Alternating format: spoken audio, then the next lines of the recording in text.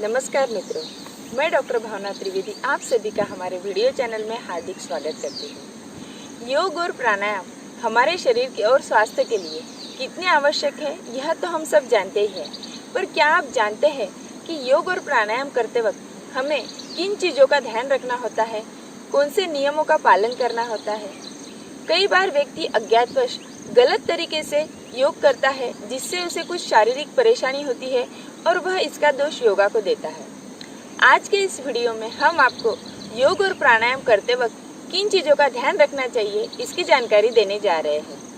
शुरुआत में योग करते वक्त जैसे जो बिगिनर्स होते हैं वो योग प्रशिक्षक की देखरेख में योगाभ्यास सीखें और पूर्णतः प्रशिक्षित होने के बाद ही अकेले करें।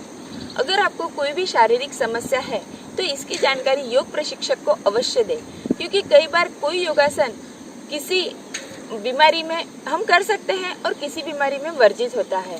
और अगर आपको कोई विशेष बीमारी हो जैसे डायबिटीज़, तो इसकी जानकारी आप योग प्रशिक्षक को दें ताकि वो उसके अकॉर्डिंग आपको योगासन और प्राणायाम का एक विशेष पैकेज बना के दे सकता है जो आपके लिए लाभकारी रहेगा। योगा करने का सबसे अच्छा समय सुबह का होता है। ब्रह्म मुहूर्त से लेकर आप सूर्योदय के 1 घंटे बाद तक योगा कर सकते हो। अगर आपका ये समय में योगा करना नहीं होता है तो आप शाम के समय, संध्या के समय में भी योगा कर सकते हो। अगर दोनों समय में पॉसिबल नहीं होता है तो आप किसी भी समय योगा कर सकते हो, बशर्ते आपका पेट खाली हो। खाना खाने के बाद योगासन करना वर्जित है। खाना खाने के बाद हम सिर्फ वज्रासन कर सकते हैं। अगर आपको खाना खाने के बाद योगा करना है तो इसके लिए आपको 3 से 4 घंटे का गैप रखना ज़रूरी होता है। नाश्ते के 1.5 घंटे बाद आप योगा कर सकते हो। और अगर आपने कुछ लिक्विड डाइट लिया है जैसे पानी, जूस, दूध, तो उसके कम से कम 30 से 40 मिनट बाद ही योगा करें। आसनों का अभ्यास करने के पूर्व आपका पेट खाली होना आवश्यक है।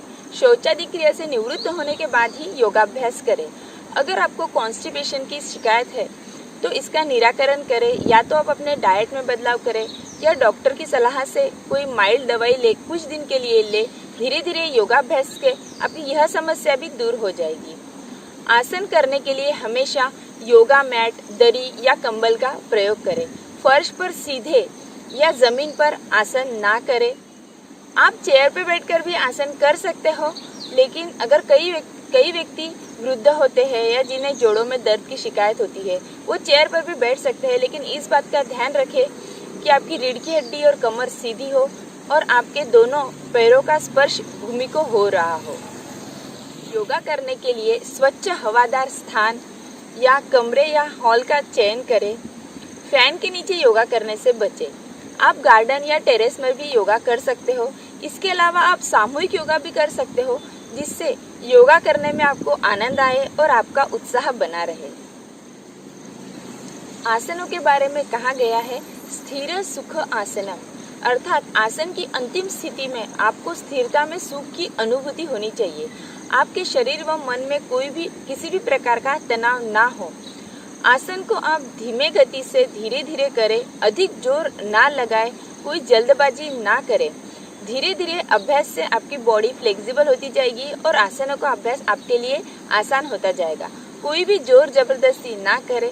धीरे धीरे मन को शांत कर सांसों पे ध्यान केंद्रित कर आसनों का अभ्यास करें। हर योगासन का एक विशिष्ट समय होता है, उसका ध्यान रखें। जैसे शीर्षासन जैसे आसन हमको कम समय के लिए करना होता है, बाकी बहुत से आसन हम मध्यम समय के लिए यानी 1 से 5 मिनट के लिए कर सकते हैं। और सुखासन, पद्मासन जैसे ध्यानात्मक आसन हम लंबे समय के लिए भी कर सकते हैं। आसनों के अभ्यास का समय धीरे धीरे बढ़ाएं, इसमें जल्दबाजी ना करें। योगाभ्यास करते वक्त सूती, ढीले और आरामदायक वस्त्र पहने। आप चाहे तो योगा ड्रेस, ट्रैक सूट या सलवार सूट भी पहन सकते हो, पर ध्यान रहे कि उसमें आपको योगा करते वक्त कंफर्टेबल महसूस होना चाहिए।